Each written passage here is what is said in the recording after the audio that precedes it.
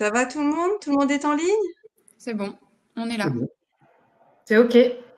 Julie est là. Dominique aussi? Impeccable, je suis là. Impeccable. 8h59, on va bientôt démarrer la première matinale. Tout le monde a bien dormi? Comme des bébés.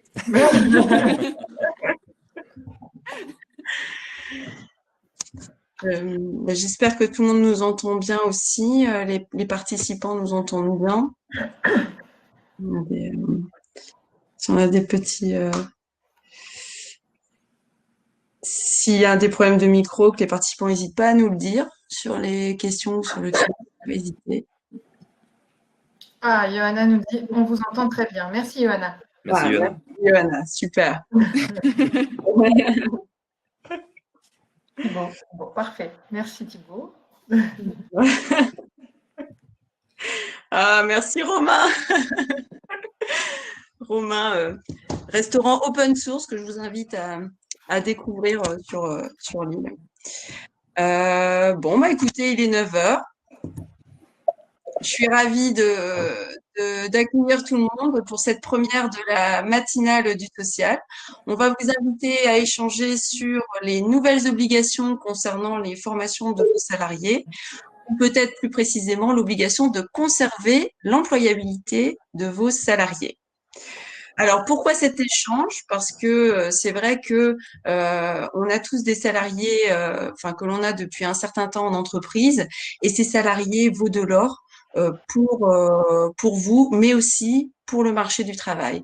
Ces salariés seront forcément tôt ou tard chassés. Et en fait, le souhait de tout employeur, c'est d'éviter qu'il y ait trop de turnover. Pour éviter ce turnover, qui a quand même un coût direct et indirect important, il faut absolument penser au bien-être de vos salariés et à l'accomplissement de leurs besoins professionnels. Donc les salariés restent majoritairement en entreprise parce qu'ils ont des perspectives d'évolution intellectuelle et parce que le travail est intéressant. Alors, on parle beaucoup d'obligations de formation, mais vous, employeur, vous pouvez très bien transformer cette obligation comme un atout. C'est pas forcément une contrainte, mais c'est aussi un atout pour votre entreprise, pour le bien-être de vos salariés et pour limiter le turnover de vos salariés.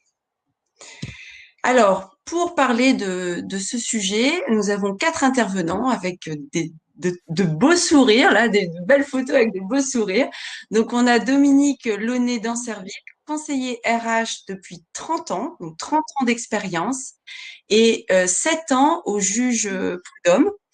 Raphaël Pérez, Quentin Barré, accompagnement et stratégie RH, cabinet de recrutement. Julie Delannoy, experte en accompagnement développement d'entreprise. Et Marie Lelieur, expert comptable, cabinet d'entrepreneur. Donc, on va rappeler ce qu'est l'employabilité de vos salariés, ce qui s'est passé depuis 2014 jusqu'à aujourd'hui, puisque les obligations de formation, ça date pas d'aujourd'hui. Par contre, là, en 2020, on va se retrouver, c'est maintenant. La formation, c'est 2020. Il faut absolument se mettre en règle pour 2020. Vos salariés ont des droits, et vous devez réaliser des entretiens professionnels avec vos salariés. Vous devez aussi faire un bilan de formation. Alors, à quoi il ressemble ce bilan? Les modalités et son contenu. On évoquera un point d'actualité lié au Covid-19, c'est-à-dire le FNE formation ou formation gratuite, formation subventionnée par l'État. Et suite à ça, en découlera toutes les interrogations et les explications liées à ce sujet. Alors, qu'est-ce que l'employabilité? Raphaël? Oui, alors l'employabilité, c'est un facteur clé en entreprise à la fois pour l'employeur et le salarié. Donc l'employabilité, c'est donc la capacité d'une personne à se maintenir dans un emploi, à retrouver un emploi ou à s'insérer dans un emploi. Finalement, c'est la capacité d'une personne et sa relation entre une personne et un emploi. Cette notion, elle est donc applicable et appliquée à toute personne étant en âge de travailler. Et cette notion est à partager à la fois entre le salarié et son employeur. C'est presque une obligation morale de l'employeur de garantir l'employabilité de ses salariés, parce qu'il faut rappeler, un employeur n'a pas l'obligation de garantir un emploi, mais il a une espèce d'obligation morale de garantir l'employabilité de ses salariés. C'est encore plus vrai aujourd'hui avec le Covid-19, puisqu'on a quand même une instabilité au niveau des emplois de nos salariés. Et donc, on doit absolument maintenir leur possibilité de pouvoir être embauchables sur le marché du travail. Exactement, et c'est ce que nous développera Julie vers la fin de ce webinaire sur ce qui a été mis en place effectivement par l'État pour garantir l'employabilité avec une des clés qui est la formation. Très bien. Donc l'employabilité, comme je le disais, c'est une responsabilité sociale et morale. Un employeur ne peut donc pas garantir un emploi, mais il peut garantir une employabilité. L'emploi est donc une affaire d'entreprise qui implique directement la responsabilité de l'employeur. Il faut donc inciter les entreprises à gérer les conséquences sociales de leurs décisions stratégiques. Par exemple, je réduis le budget sur tel ou tel secteur de mon activité. Voilà, ça aura forcément une incidence sur l'humain. Renforcer le dialogue social en entreprise, forcément, dialoguer avec ses salariés va aussi permettre aux salariés de comprendre ce qu'il se passe et donc peut-être de trouver les bonnes mesures, les bonnes formations pour garantir l'employabilité de chacun. Et enfin, c'est gérer, c'est prévoir. Ça, l'expert comptable le sait très bien. Gérer, c'est prévoir. Gérer son argent, mais aussi gérer ses humains. Merci. Alors Dominique, qu'est-ce qui s'est passé depuis 2014 jusqu'à aujourd'hui?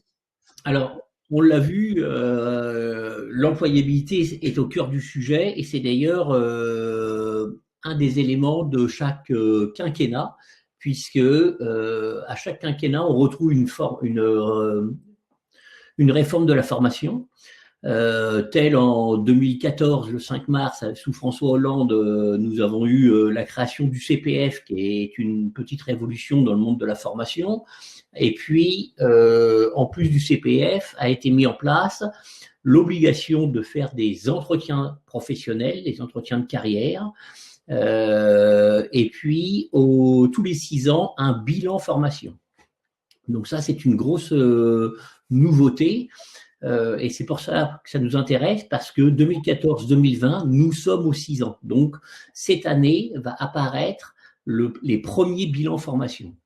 Deuxième quinquennat suivant, Emmanuel Macron réforme de nouveau sur la formation, le 5 septembre 2018, qui va améliorer, modifier un petit peu les modalités de la réforme de 2014 sur le bilan formation.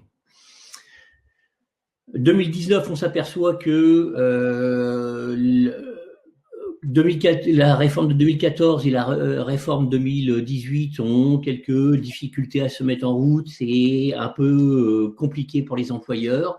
Vient une ordonnance qui va assouplir la mise en place. Attention, j'attire votre attention dès maintenant là-dessus, ce n'est valable que pour 2020. Donc, une des conclusions de ce webinaire, ce sera de se dire que nous avons jusqu'au 31 décembre encore des facilités cette année pour mettre en place le bilan formation. Donc la formation, c'est maintenant, quoi. La formation, c'est maintenant et c'est une année charnière. Tout à fait. Et donc, il y a le bilan de formation qu'on verra après, mais d'abord l'entretien professionnel avec les salariés. Voilà, je le disais, 2014, première réforme qui nous intéresse sur la formation. 3 éléments, CPF, OK. Deuxième élément, l'entretien professionnel, c'est la création. Et celui-ci, en quoi consiste-t-il? Alors, première chose, il faut le différencier de l'entretien d'évaluation. Bon nombre d'entreprises, déjà depuis longtemps, faisaient des entretiens d'évaluation, c'est-à-dire la valeur de la personne par rapport aux tâches à accomplir. Là, c'est tout à fait autre chose. le bilan professionnel va porter uniquement sur sa carrière. Première chose. On peut faire l'entretien professionnel, enfin, on peut les faire en même temps, mais Alors, les réaliser différemment. Voilà, on peut les faire c'est d'ailleurs ce que choisissent pas mal d'entreprises, les faire en même temps, mais attention sur 2 supports différents. Alors, il suffit, si c'est sur papier, d'avoir une page intercalaire au milieu, et puis et c'est tout à fait valable. Dans l'entretien professionnel, il n'est pas obligatoire tous les ans, il en faut 3 sur la période des 6 ans. Alors, soit on le fait tous les 2 ans, soit on le fait tous les ans avec l'entretien d'évaluation, si on a mis en place un entretien d'évaluation tous les ans, ce qui permet de ne pas avoir à gérer la date d'arrivée des personnes, puisque chaque salarié n'a pas été embauché sur la même année, et si on le fait tous les 2 ans, ça peut être un petit peu compliqué à suivre à qui est le tour cette année d'avoir un entretien ou pas. Deuxième chose, le salarié peut refuser l'entretien professionnel, c'est des cas qui peuvent se rencontrer. Ce n'est pas à l'employeur de s'y battre. Par contre, garder la preuve que c'est le salarié qui a refusé. Soit sur l'entretien, il marque refuse de le faire et il signe, soit il veut pas faire ce genre de choses. Et vous lui faites un écrit en disant je prends acte que vous refusez de faire l'entretien. Si l'employé ne contredit pas votre écrit, c'est qu'il l'a approuvé. Et ça, c'est important parce que on pourrait vous le reprocher. L'entretien est en double exemplaire, un pour chaque partie, c'est classique. Et puis, de quoi doit parler l'entretien? Eh bien, de tout ce qui est évolution de carrière possible, de tout ce qui va être VAE, c'est-à-dire la validation des acquis d'expérience, le CEP, Conseil d'évolution professionnelle, le CPF, le compte personnel de formation, etc. Et comme le disait Marie tout à l'heure, possibilité de le faire en même temps que l'entretien d'évaluation. La deuxième création de la réforme, c'est le bilan. Celui-ci doit intervenir tous les 6 ans. Donc, 2014-2020, nous sommes à 6 ans. Tous les salariés qui ont une ancienneté, c'est-à-dire qui ont été embauchés avant le 5 mars 2014, sont assujettis au 5 mars 2020 à un bilan formation. 5 mars 2020, c'est passé, c'est pas grave, nous avons jusqu'au 31 décembre pour le faire. Exceptionnellement, pour cette année. Alors, que va-t-il comprendre? Eh bien, il se fait le plus souvent au cours de l'entretien d'évaluation, c'est le plus simple pour le gérer. Tous les 6 ans, l'identité forcément du salarié. On rappelle les dates des entretiens professionnels, c'est ce qui va apporter la preuve qu'ils ont été faits. Et puis, on fait un bilan sur s'il y a eu de la VE, du CEP, etc. S'il y a eu des formations, et puis s'il y a eu des certifications. De la même façon, on va faire le bilan ou des promotions et ou des augmentations de salaire. C'est un état des lieux qui est confidentiel, qui se fait entre les deux, mais l'un peut reprocher à l'autre de ne pas l'avoir fait, donc il faut en garder une preuve chacun. C'est pas le passeport formation, qui est tout à fait autre chose et qui n'est pas le sujet d'aujourd'hui. Pourquoi le faire? C'est simple. Les entreprises de plus de 50, bilan pas fait égale 3 000 € d'abondement supplémentaire sur le CPF par salarié. Ça peut aller très vite si vous êtes à plus de 50. Et si vous ne l'avez pas fait pour un, il y a des chances que vous ne l'ayez pas fait pour les autres. Et puis pour les moins de 50, on pourrait se dire que il n'y a pas de pénalité, donc c'est moins grave. Pas du tout. Le risque, il est devant les conseils de prud'homme. Nous ne sommes jamais, en tant qu'employeur, à l'abri d'un futur prud'homme. Donc on doit s'en prémunir avant. On pourrait très bien y aller sur un sujet de licenciement classique. Le salarié conteste son motif de licenciement. Celui-ci est réel, vous avez toutes les chances de gagner votre procès de prud'homme, mais la partie adverse n'oubliera pas de regarder toutes vos obligations et de faire état de vos manquements pour montrer comme quoi vous êtes un mauvais employeur. Et à ce titre-là, vous pourriez très bien gagner sur votre motif de licenciement, mais perdre sur le non-accomplissement du bilan. Dominique, nous avons une question justement par rapport à ça pour rebondir sur tes propos. Anne demandait si cette obligation est obligatoire quelle que soit la taille de l'entreprise. Oui, l'obligation du bilan et l'entretien professionnel est à partir du premier salarié. Donc, ça veut dire que si j'ai 5 salariés, j'ai un risque de dommages à intérêts par salarié. Et en fait, finalement, il peut limite être plus élevé que 3 000 €. Alors, si tu as 5 salariés, tu es à moins de 50. Ouais. En conclusion, ton risque, il est prud'homal. Donc, si tu vas en prud'homme avec un de tes salariés, il y a des chances que tu sois condamné sur ce salarié-là, mais pas sur les autres. Pas sur les autres. Lui va porter son affaire à lui. Il faudrait que les autres le fassent. Donc, ça va porter plus sur un. Par contre, tu risques d'avoir plus de 3 000 parce que la partie adverse va se dire, eh bien, la référence, c'est 3 000 €, mais en plus, moi, j'ai des dommages parce que j'ai un préjudice personnel. J'ai pas eu de formation, j'ai pas eu de bilan, etc. Donc, j'ai un préjudice et au-delà des 3 000 qui sont la sanction de référence pour les plus de 50, et bien moi, mon préjudice, je l'évalue à 5 000. Et 3 plus 5 égale beaucoup plus. Donc, ton risque, il est peut-être que sur une personne, mais à plus de 3 000. Oui, à plus de 3 000. D'accord. Donc, vraiment prudence, qu'on ait un salarié ou 100 salariés, tout le monde est concerné. Surtout que réaliser le bilan n'est pas compliqué. C'est ce qu'on va voir par la suite, mais honnêtement, c'est un formalisme de plus, mais c'est pas méchant. C'est pas compliqué. D'accord. Alors, je vous disais, il y a eu 2 lois, 2 réformes. Hein. À chaque fois, les 2 réformes obligent à avoir 3 entretiens professionnels de carrière sur les 6 ans. C'est pas un tous les 2 ans, c'est la logique, on est d'accord. Mais si vous faisiez les 3 dans la dernière année, vous avez quand même vos 3. Donc, ça vous servirait pas à grand chose, je suis d'accord, mais c'est possible. À l'absurde, c'est possible. Par contre, la loi de 2014 vous oblige, en plus des 3 entretiens professionnels, à avoir 2 des 3 éléments suivants. Soit avoir suivi une formation, soit avoir acquis un élément de certification à travers une VAE, soit avoir bénéficié d'une promotion ou d'une augmentation salariale. Donc, 2 des 3.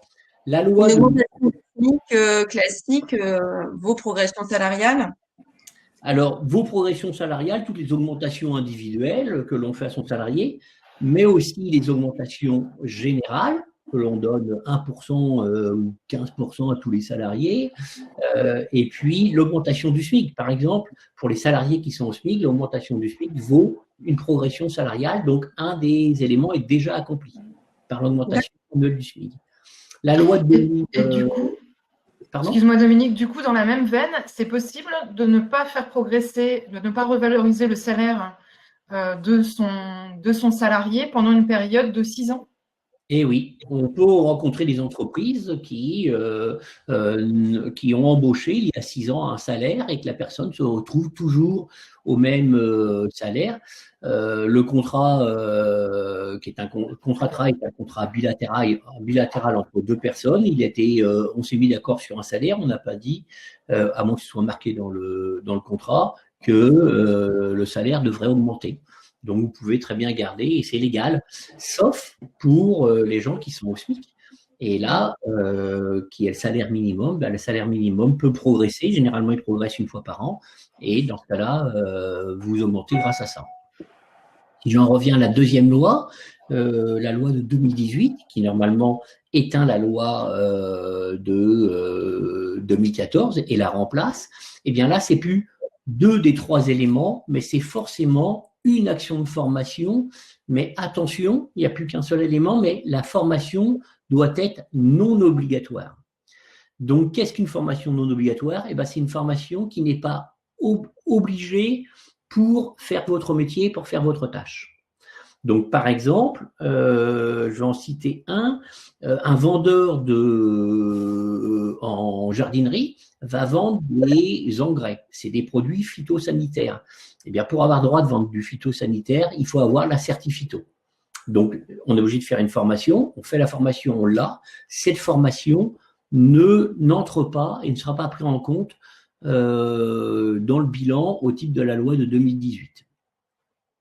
Mais ça veut dire, et moi, si j'ai envie si un de mes salariés aurait envie d'apprendre le portugais, est-ce qu'il peut? Est-ce que je peux est-ce que ça rentre dans ce cadre-là? Alors, tout à fait. Le portugais, lorsqu'on est cabinet comptable, n'est pas une obligation, c'est un plus parce qu'on peut avoir des clients d'origine portugaise, mais ce n'est qu'un plus, c'est pas une obligation, donc ça entre. Et si jamais tu n'as pas de clients portugais, mais que ton salarié projette des vacances au Portugal et veut l'apprendre, eh bien ça entre dans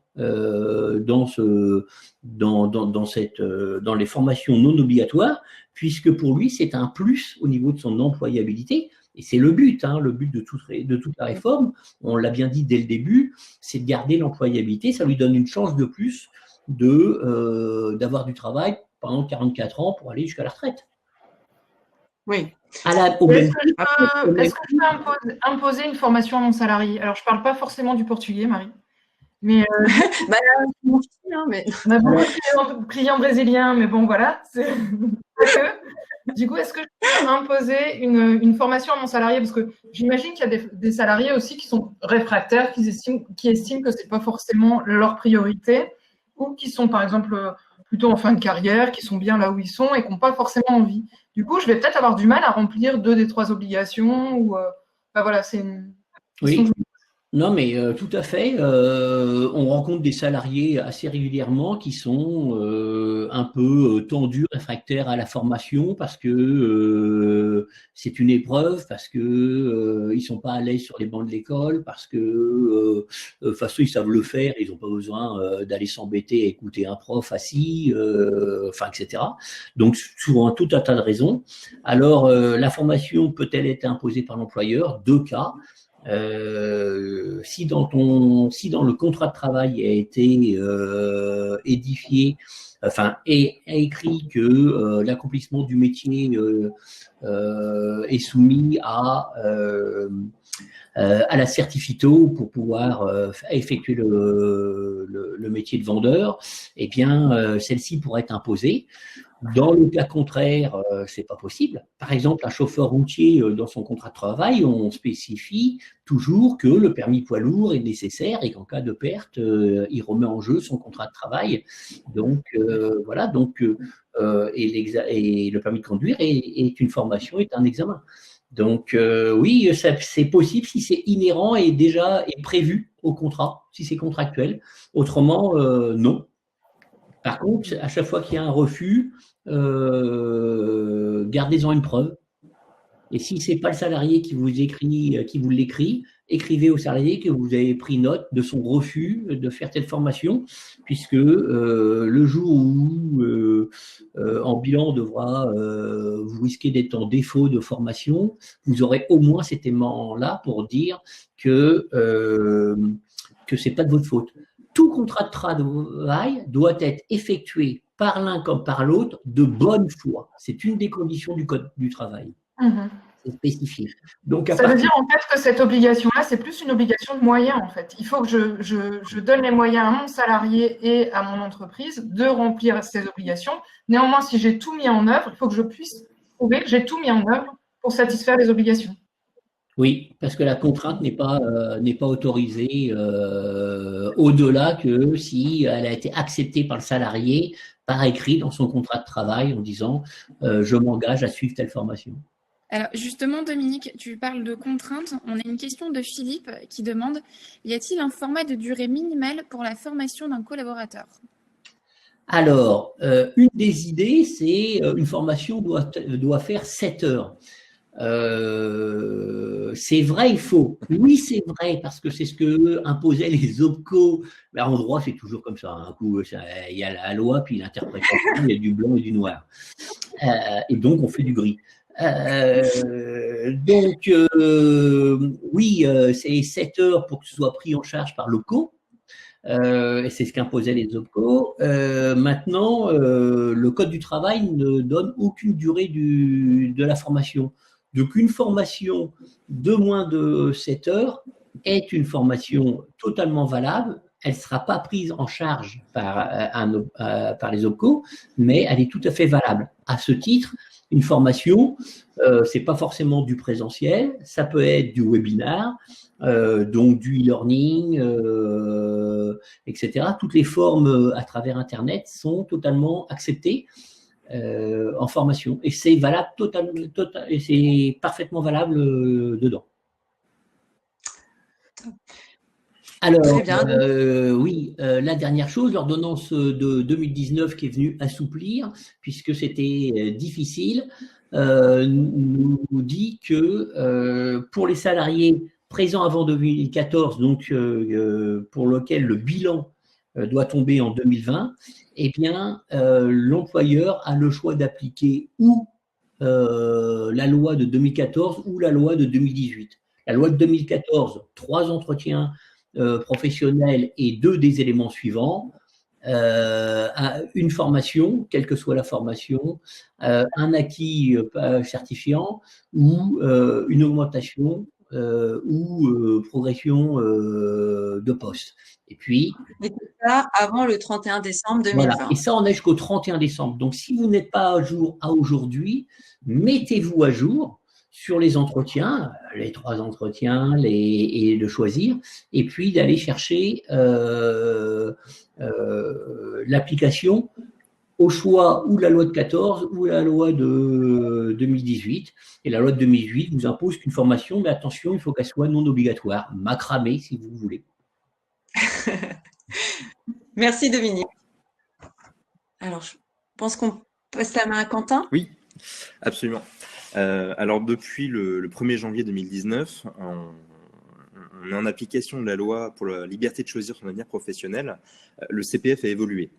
Avant, on avait des heures de formation qui étaient évaluées en volume, mais là maintenant, elles sont monétisées en pièces sonnantes et trébuchantes. Alors, plusieurs changements déjà.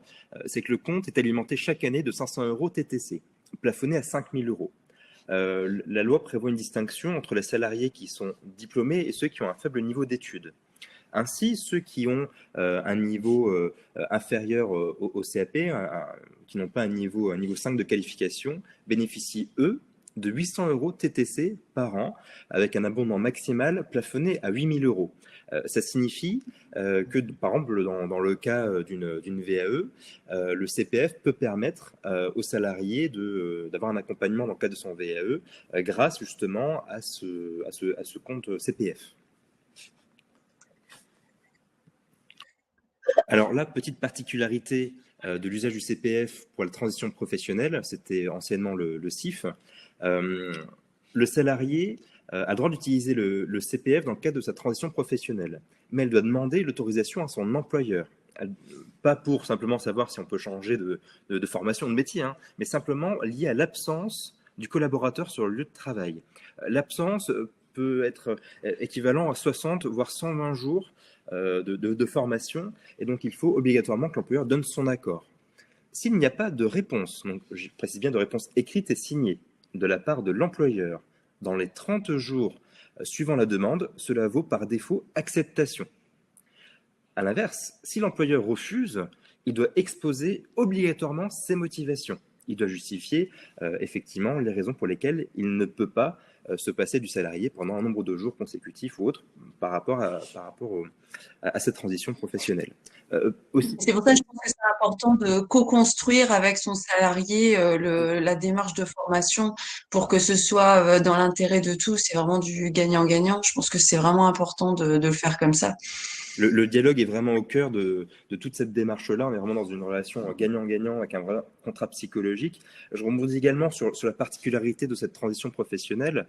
Lorsque le salarié a par exemple eu autorisation de son employeur pour réaliser justement cette démarche, il doit ensuite envoyer son dossier au CPIR. C'est la commission paritaire interprofessionnelle régionale qui est anciennement le FONGECIF. Et en fait, cette commission-là va décider si le salarié pourra mobiliser ses droits CPF avec un remboursement pour l'employeur de la rémunération, des cotisations sociales légales, conventionnelles, etc. Parce que bien évidemment, même si le salarié est en dehors du lieu de travail, hein, bien évidemment, il doit malgré tout percevoir une rémunération. Cette rémunération est remboursée pour l'employeur. Alors, je vois une question qui s'enchaîne par rapport à Marielle. L'accompagnement coaching peut-elle être pris en charge dans un CPF transition professionnelle? J'irais même plus largement. Si une personne souhaite faire une transition pour faire, comme disait Dominique, du macramé ou alors faire devenir cuisinier, ou peu importe en fait. Je dirais que tant que la commission valide et que c'est dans l'initiative et dans la démarche du salarié, ça peut effectivement être pris en charge. Même devenir comptable, quoi. Absolument. En fait. un métier magnifique. Absolument. Et je rebondis également sur la question de Claire par rapport à des formations. Alors là, c'est aussi lié à Dominique, c'est des réponses doubles par rapport aux formations qui sont effectuées au sein de l'entreprise. Est-ce qu'elles sont considérées au même titre que les formations faites dans les centres de formation? Alors là, il y a un double sujet. Si vous avez, entre guillemets, des personnes qui sont certifiées dans l'entreprise, qui font déjà des formations, etc., qui ont la structure pédagogique pour les réaliser, bien évidemment, voilà, vous pouvez faire les formations, mais vous n'aurez pas de remboursement de tiers pour les formations en interne que vous faites chez vous par vos propres salariés. On appelle ça aussi le transfert de compétences, mais cette compétence en interne, etc. La montée en compétences en fait de vos salariés. À l'inverse, si vous faites venir du coup des tiers sur votre lieu de travail, pour les formations, donc ça peut être un cabinet extérieur ou autre, bien évidemment, voilà, on peut considérer ça comme cela. Autre élément, les formations faites au sein de l'entreprise, le but c'est de monter en compétences. Donc on a toujours une trace écrite de la participation du salarié, des compétences qui ont été acquises, les conditions, la durée, etc. Et après, on garde bien sûr dans le suivi du collaborateur tout au long de sa carrière. Je veux aussi répondre à la question de Marine. Alors, je suppose que la question, c'était par rapport à l'organisme dans le cadre du CPF, qui doit être obligatoirement officiel. Alors, si vous souhaitez pouvoir faire un CPF, il faut que l'organisme soit bien sûr référencé et déclaré. Ça, c'est obligatoire, absolument. Je vais continuer sur le côté dispositif de formation initiative de l'employeur et du salarié. Là, on a vu l'initiative du salarié qui souhaite changer de formation, qui souhaite changer de parcours, utiliser son CPF, changer de voie. Par contre, il y a une autre possibilité qui est le contrat d'apprentissage et le contrat de professionnalisation. Donc là, on est vraiment avec un CFA, dans une autre démarche en fait de monter en compétence des collaborateurs. Je précise également que par rapport à cette voie de l'alternance, il y a eu quelques modifications. Et initialement, c'était les chambres de commerce et d'industrie qui validaient les dossiers. Donc, ils validaient les dossiers pour les nouveaux apprentis. Cependant, depuis le 1er janvier 2020, les OPCO ont pris le relais des CCI pour les dossiers d'apprentissage. Et donc maintenant, l'interlocuteur a changé. Cela signifie que pour certains contrats 2019-2020, ou même 2020-2021, il pourrait y avoir un délai supplémentaire par rapport au traitement suite à ce changement. Par exemple, on a le cas d'apprentis qui ont signé leur contrat en septembre pour une formation d'un niveau master, par exemple, qui n'ont toujours pas eu leur contrat de validé, de signé par les OPCO. Oui. Ouais, on a eu le cas aussi au cabinet. Et donc la conséquence directe par rapport à ça, c'est que vous, en tant qu'employeur, vous avez des cotisations à payer, vous avez voilà, beaucoup de choses voilà, que vous dépensez par rapport à ce salaire et vous devez avoir un justificatif. liées au contrat de validation. Donc, tant que votre co ne vous l'a pas renvoyé, rassurez-vous, les organismes sociaux sont relativement flexibles et sont à l'écoute. Ils sont avertis du changement de cette évolution-là. Voilà. Donnez le justificatif de dépôt du dossier, donnez le justificatif des échanges de mails pour qu'ils voient que c'est en cours. Et là, vous aurez un délai supplémentaire. Merci Quentin. Alors Dominique, quelques interrogations et quelques petites explications, enfin disons des précisions sur le sujet. Voilà, donc dans ce qu'on peut se poser comme question, quelles sont les formations obligatoires, pas obligatoires, on vient d'en parler en répondant aux questions. On peut se poser la question sur les habilitations électriques. Bah, si c'est un salarié qui va toucher l'électricité, il a besoin d'un B0, H1, etc. Bah ça devient une obligation puisqu'il ne pourra pas faire son métier sans, donc ça n'entre pas dans les formations possibles au titre de 2019. Donc, il faudra se reporter sur la loi, se positionner sur la loi, sur la réforme de 2014. Les entreprises qui sont Céveso ont un tas d'obligations, de formation, pareil. Donc, tout ça, c'est de l'obligatoire. Ça ne peut pas entrer et ça ne peut pas compter au titre de 2000. De la réforme de 2018. Donc, positionnez-vous sur celle de 2014, puisque vous en avez la possibilité jusqu'au 31 décembre. On peut se poser la question sur le CACES et le SST. CACES pour conduire les chariots élévateurs, SST, sauveteur secouriste du travail. Le CACES, ce n'est pas obligatoire. C'est une habilitation supplémentaire, mais tout employeur a la possibilité d'autoriser son salarié à conduire un chariot élévateur. Il lui fait passer un petit test et après il l'autorise. D'ailleurs, le CACES n'évite pas de faire une autorisation de conduite. Hein, surtout si vous avez fait passer votre CACES à vos salariés, à côté, faites-leur sur un papier une autorisation de conduite. Et l'autorisation de conduite, elle est délivrée après un test que vous faites passer. Alors, ça consiste en quoi? Tu montes sur le chariot, tu vas devant, tu tournes à droite, tu lèves, tu sors. Là. C'est un peu comme le permis bateau. On fait trois petits mouvements et vous l'avez testé. Mais faites pas une autorisation sans un minimum de tests. Alors, si ce n'est pas l'employeur qui le fait, vous le déléguez à quelqu'un de l'entreprise, mais faites-le. Parce qu'il y a quand même pas mal d'accidents de pied, on roule sur un pied ou quoi que ce soit, accident de travail, et dans ce cas-là, on regardera si vous êtes en conformité. Donc, le CACES n'est pas obligatoire, mais c'est une chose de plus. Le SST, il n'est pas... Enfin, le SST, dès qu'on a 11 salariés, on doit avoir des sauveteurs secouristes du travail, etc. On doit considérer que c'est des formations obligatoires, conclusion, utilisez-les dans le cadre de 2014 et pas de 2018. On est dans le flou, mais on pourrait vous le reprocher. Et puis, comme je vous le disais tout à l'heure, le e-learning en formation est possible.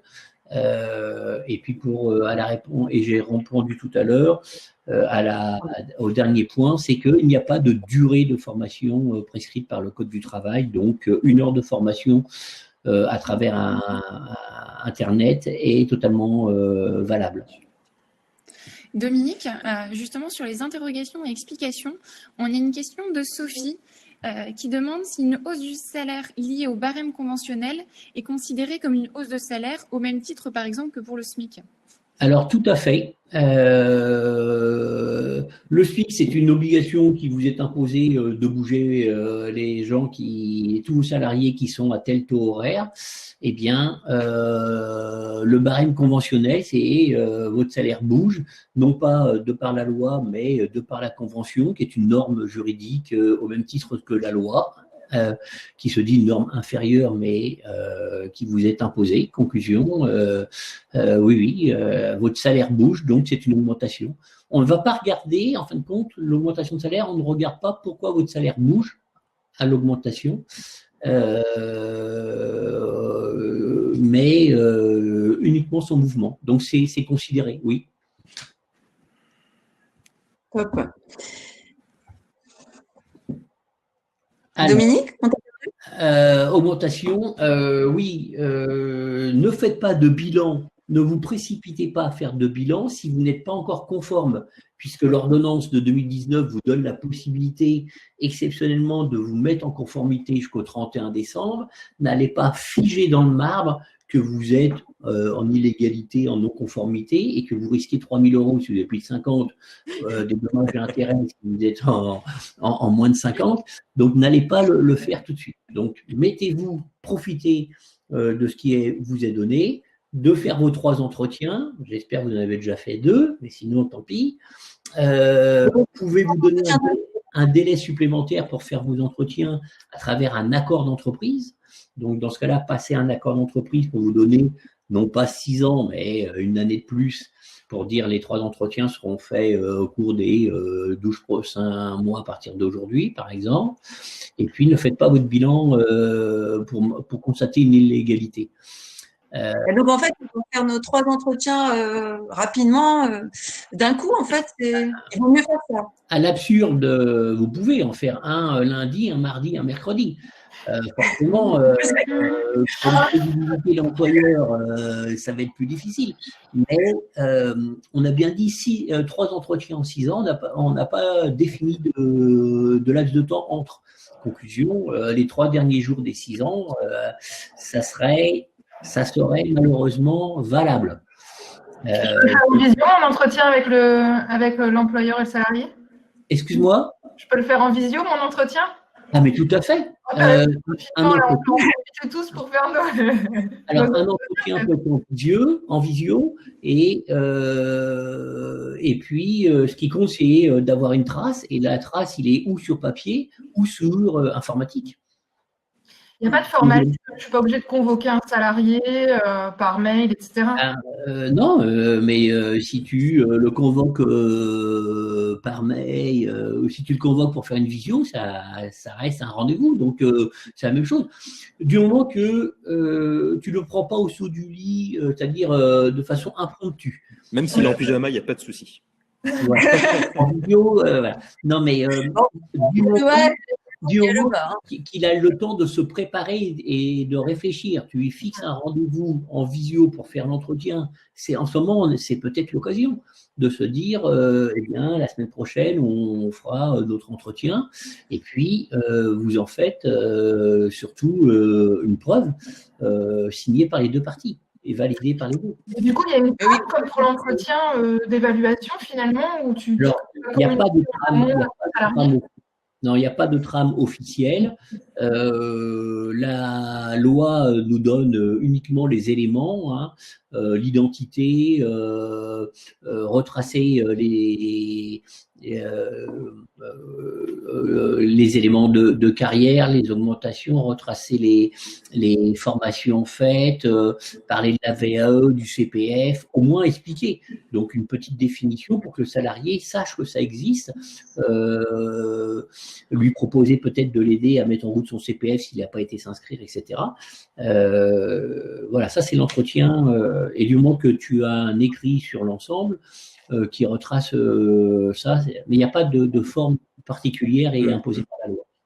Je vais rebondir sur une question qui a été posée par Sophie et Romain par rapport à la situation actuelle du chômage partiel, où effectivement, dans le cadre de cet entretien, si la personne en chômage partiel, qu'est-ce qui se passe? Est-ce qu'on doit rémunérer du coup ses heures?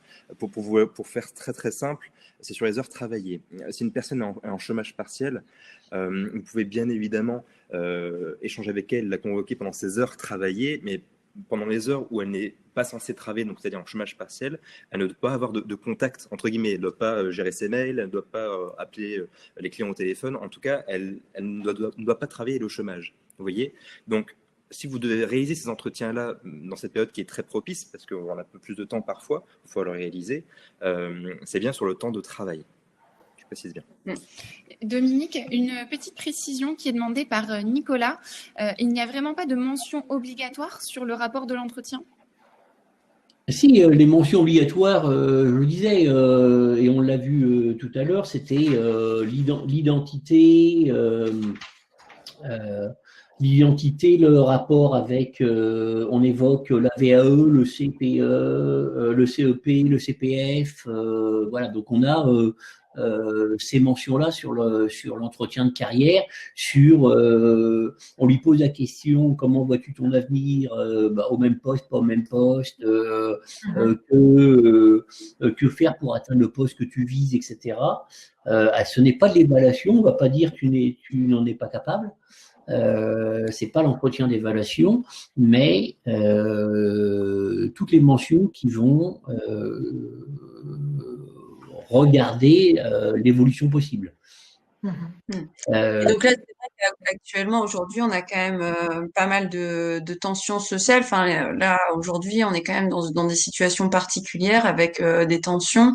Donc, c'est vrai qu'on a des risques de contentieux qui sont quand même, voilà, qui peuvent arriver. Si vous êtes employeur, il faut toujours se dire que, enfin, pas vivre dans la peur, mais qu'il y a toujours un risque.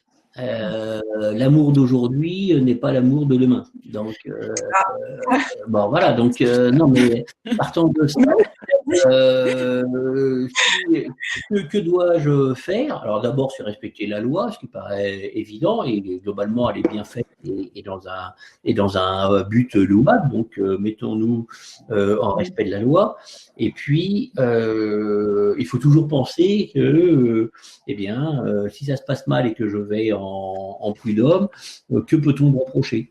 Donc, il y a des choses auxquelles, et celui-ci, le bilan et l'entretien professionnel en sont, c'est quand même assez simple.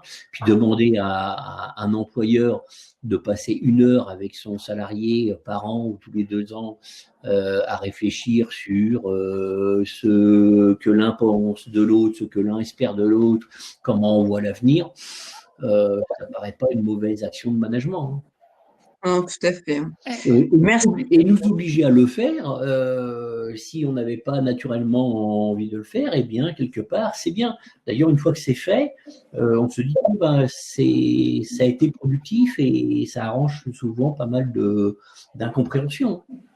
Mais de toute façon, je pense qu'il faut prendre. Beaucoup de personnes vont le prendre comme une contrainte, mais c'est pas vraiment une contrainte. Ça peut vraiment devenir un atout pour un entrepreneur, un atout dans le management, dans l'accompagnement de ses salariés, dans la fidélisation des salariés. Alors, on le disait au départ, nous, notre but d'employeur, c'est de conserver nos salariés.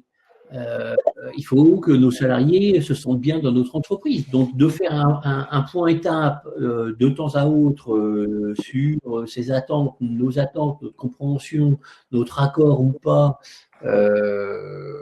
c'est comme dans tout couple, de temps en temps, il faut se parler. Voilà.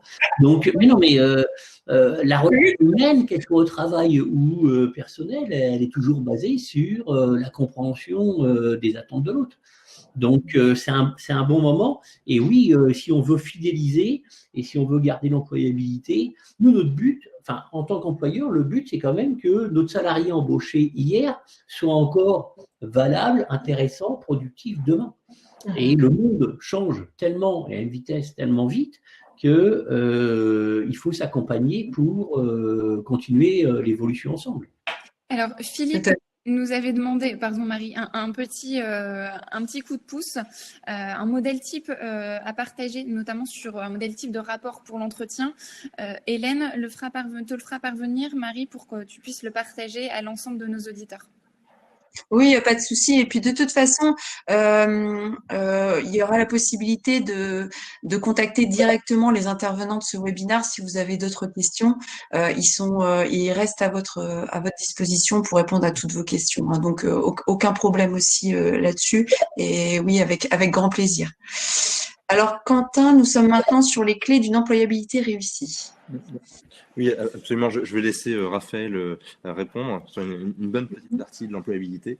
Alors, comme Dominique nous le disait, une employabilité réussie, c'est un peu comme un couple, il faut se parler et on a certaines obligations à respecter. Tout d'abord, c'est le respect des obligations légales. À rappeler aussi, comme le disait Julie, que d'accord, il faut respecter les obligations légales, mais c'est avant tout une obligation de moyens. Donc, loin de nous l'idée d'être terrifié par toutes ces obligations légales en tant que chef d'entreprise qui nous incombe. C'est vraiment une obligation de moyens. Et dans tous les cas, il faut être accompagné. Donc, c'est-à-dire assurer une veille juridique sur les évolutions de la formation. Aujourd'hui, qui peut vous aider pour cette veille juridique? Au sein de votre entreprise, ça peut être votre assistante administrative qui peut gérer cette veille. Ça peut être aussi quelqu'un qui a cette appétence justement pour la veille, pour la formation. Vous avez également devant vous aujourd'hui 4 interlocuteurs. Votre expert comptable peut également vous aider sur cette veille juridique. Donc, vous avez énormément de moyens qui sont à votre disposition, qui ne vous demandent pas forcément du temps, mais c'est vrai, une certaine rigueur et une régularité dans le maintien de cette veille. Et notamment sur les évolutions de la formation, on abordait tout à l'heure la partie e-learning. On voit aussi apparaître le blended learning, moitié présentiel physique et moitié en ligne. On peut avoir des formations qui font 7 heures avec parfois 4 heures de physique et 3 heures en ligne qui sont malgré tout remboursées par les OPCO. Donc, on voit beaucoup d'évolutions ces derniers temps sur à la fois les prises en charge, les contenus de formation. On a aussi de nombreux décrets qui avancent régulièrement, donc il faut être à jour par rapport à ça pour être aussi informé des différentes possibilités. Tout à l'heure, on va voir de belles opportunités qui vont être présentées. Alors, je ne vais pas vous spoiler la suite, mais vous allez voir de bonnes choses à saisir, en tout cas en cette période à l'heure actuelle. Et après, du côté employeur, alors, une employabilité réussie, pour moi, c'est effectivement une employabilité qui est travaillée de manière collective. Donc, du côté de l'employeur, c'est adopter une réelle écoute active de l'ensemble de ses salariés. Et du côté salarié, c'est être acteur de son employabilité. Il ne faut surtout pas attendre de votre employeur qui vous dicte ce que vous devez faire, mais c'est aussi être force de proposition. On le voyait tout à l'heure, on a parlé par exemple d'une formation en portugais. C'est peut-être pour un de vos collaborateurs un projet de vie d'aller s'installer au Portugal ou ailleurs, d'apprendre l'anglais, enfin peu importe. C'est peut-être un projet de vie, il faut savoir l'écouter parce que peut-être que demain, votre petite entreprise qui est installée dans les Hauts-de-France va très certainement peut-être vouloir s'exporter au Canada et vous serez très heureux d'avoir quelqu'un qui maîtrise parfaitement l'anglais et qui pourra ouvrir une nouvelle antenne au Canada. C'est un exemple qui, cette fois-ci, permet de lier l'employabilité du côté salarié, mais également les ambitions d'une entreprise. Et bien sûr, l'employabilité, c'est plus qu'une obligation. C'est un réel facteur de performance et développement de votre entreprise. Je fais référence à Christelle qui est dans les participantes, notamment avec Elio qui aborde souvent ce sujet-là, c'est la symétrie des attentions. La symétrie d'attention, c'est lorsque vous, en tant que manager ou en tant qu'employeur, vous prenez soin de vos collaborateurs, vous appliquez une écoute active, vous les poussez, vous les montez en compétences, vous les accompagnez. Eux, à l'inverse, lorsqu'ils seront face aux clients ou dans la gestion de projet, ils vont aussi avoir de l'attention, ils vont faire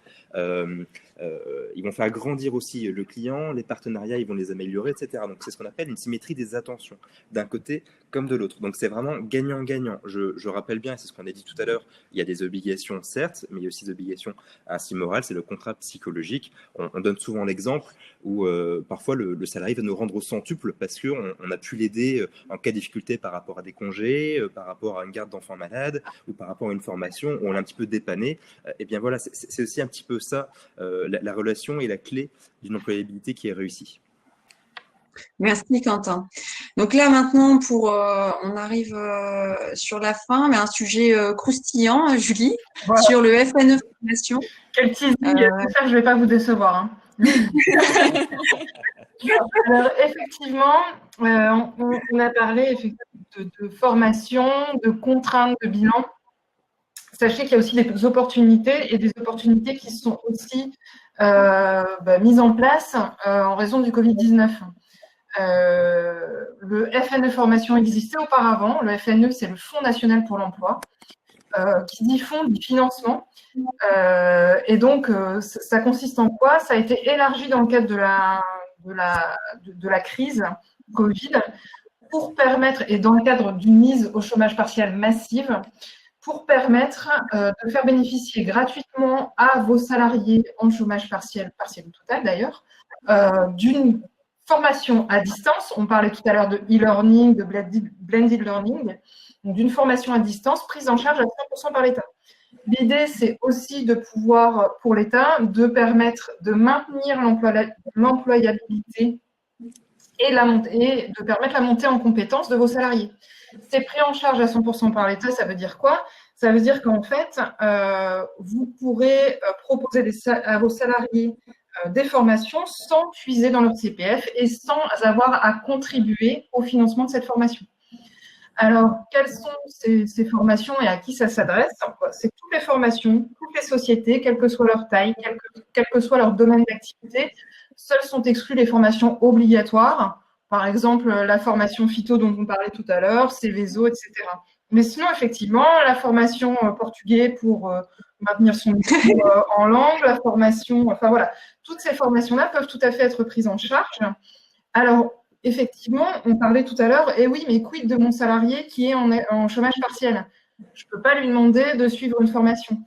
C'est sur la base du volontariat, là. C'est-à-dire que votre salarié en activité, en chômage partiel, s'il est volontaire et qu'il est d'accord pour reprendre une activité professionnelle, peut tout à fait suivre une formation à distance. Ça veut dire quoi? Ça veut dire, encore une fois, dialoguer avec vos salariés. Dialoguer avec vos salariés pour savoir quels sont leurs besoins, quelles sont leurs attentes. Et c'est d'autant plus intéressant de le faire en ce moment parce qu'effectivement, il y a un éloignement qui fait qu'on est peut-être un peu moins attentif à ce que vivent nos salariés et du coup à ce qu'ils attendent de leur évolution de carrière. Okay, donc, ça peut être aussi le moyen et l'opportunité là de reprendre contact avec vos salariés pour leur dire, voilà, je t'ai trouvé une formation, est-ce que ça t'intéresse aujourd'hui, demain, dans quel laps de temps? Et là, vous pouvez la faire. Ce qui est hyper intéressant, effectivement, c'est que vous pouvez la faire prendre en charge très facilement. La limite de financement, c'est 1 500 €. 500 €, c'est déjà une belle somme. 1 500 € par action de formation, c'est-à-dire que vous pouvez très bien faire plusieurs actions de formation. Comment on fait? C'est tout simple. On adresse une demande écrite simplifiée. On vous a mis, je crois, la copie d'écran de la demande. Vous voyez, c'est tout simple parce qu'effectivement, l'idée, c'est d'identifier l'entreprise, d'identifier la formation que vous voulez faire suivre et à qui. Donc là, vous faites le listing de l'ensemble des participants à cette formation. Vous identifiez effectivement l'organisme de formation qui va être certifié, l'organisme de formation en question, qui va prodiguer cette formation, et vous l'adressez directement, sans mauvais jeu de mots, à la directe. Cette prise en charge et cette demande de prise en charge sera ensuite formalisée par une convention que vous passerez avec la directe. Là, on est sur des délais qui sont très réduits, donc vous pourrez faire prendre en charge cette formation dans un délai réduit. Et effectivement, il y a une urgence, entre guillemets. Vous allez me dire, c'est un peu tard, Julie. Non, c'est pas trop tard. Là, on est en mai et le FNE élargi porte sur la période, effectivement, jusqu'au 31 mai. Le déconfinement, il est partiel. Il sera partiel à partir du 11 mai. Enfin, du moins, il sera progressif, pardon. Il sera pas partiel. Donc, effectivement, vous pouvez très bien mettre ça en place, notamment pour vos salariés qui vont reprendre progressivement leur activité.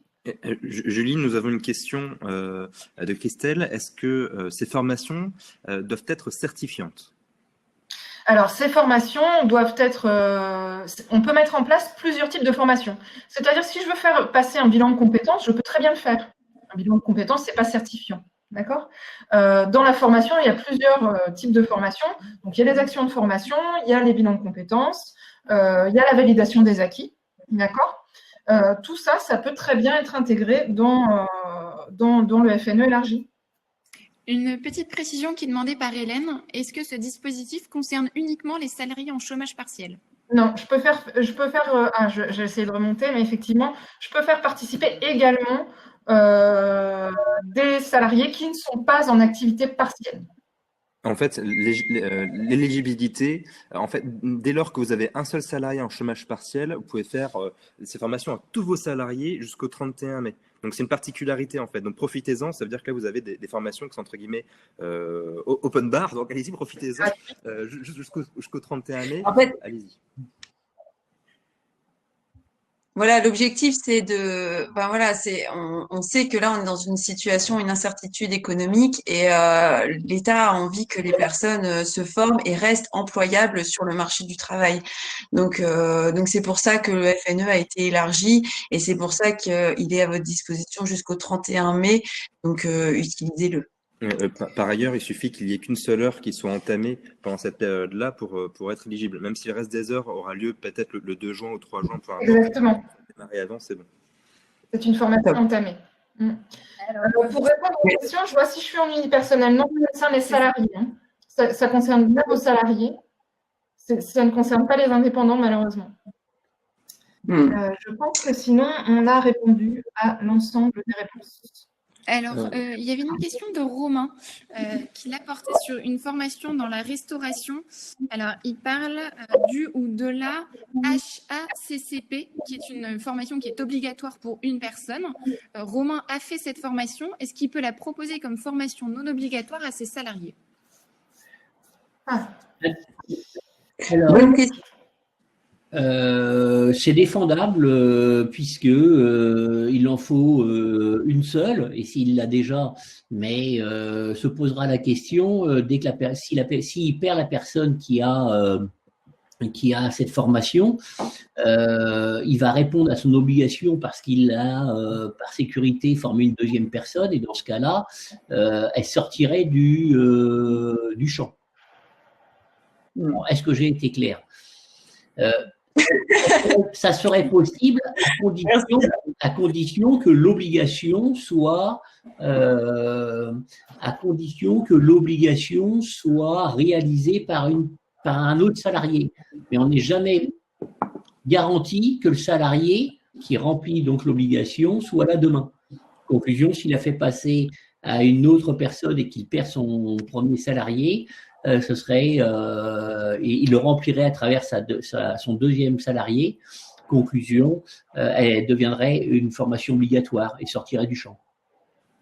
Donc, je ne conseille pas de la considérer comme une formation non obligatoire. C'est un peu comme le SST.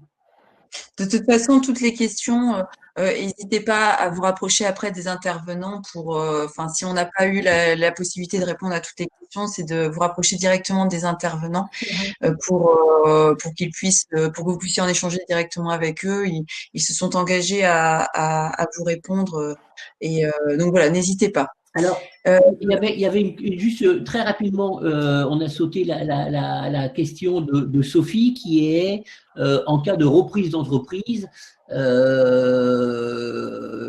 d'il y a moins de 3 ans, est-ce que la date anniversaire c'est la reprise? Pas du tout. La reprise d'entreprise, c'est l'ancien L122.12, aujourd'hui 1234, qui dit il y a continuité des contrats de travail. Donc l'ancienneté, elle date bien, l'ancienneté de votre salarié, elle date bien de sa date d'embauche par l'ancienne entreprise. Conclusion, vous pouvez très bien avoir repris une société cette année et être au bout des 6 ans. Et si la haute société n'a rien fait, vous avez jusqu'au 31 décembre pour faire vos 3 entretiens, une formation, etc. Donc, voilà. Donc, c'est pas un nouveau contrat de travail, c'est le même contrat de travail. Donc, c'est la date anniversaire de l'embauche. Merci Dominique. Alors, Raphaël, peut-être sur les conséquences d'un salarié heureux? Effectivement, pour conclure sur une jolie note positive et pour qu'on puisse ressortir de ce webinaire avec un joli sourire, quelles sont les conséquences d'un salarié heureux? C'est déjà avoir un entrepreneur qui est heureux. Tout simplement, donc c'est d'avoir le pilote, le capitaine du bateau qui est heureux. Avoir un salarié heureux, comme le disait Quentin, c'est ce qu'on appelle aussi la symétrie des attentions. Donc c'est l'augmentation de la satisfaction client. Si je suis content d'aller au travail parce que je sais que mon employabilité est garantie, parce que je sais que je suis accompagnée, parce que je sais que ma montée en compétence est réelle, je vais aussi le faire transparaître auprès de mes clients. Un salarié heureux, c'est une entreprise heureuse, mais c'est aussi une entreprise qui dépense moins parce qu'elle a capitalisé sur les bonnes personnes, sur les bonnes pratiques. Donc, elle dépense moins en management car elle a su avoir les bons conseils et les bonnes pratiques RH en amont Et je pense, et enfin je l'espère que vous le percevez comme ça, que c'est aussi le but de la mise en place de ce webinaire, donc sur la matinale du social, c'est de vous donner les bonnes pratiques pour être tous heureux également au travail. C'est un gain de temps pour tout le monde, que le salarié soit heureux parce qu'il est rapidement monté en compétences et il est donc autonome dans ses tâches. Et enfin, c'est une image à la hauteur de ce que souhaite l'entrepreneur et le salarié. C'est simplement refléter l'âme de l'entreprise.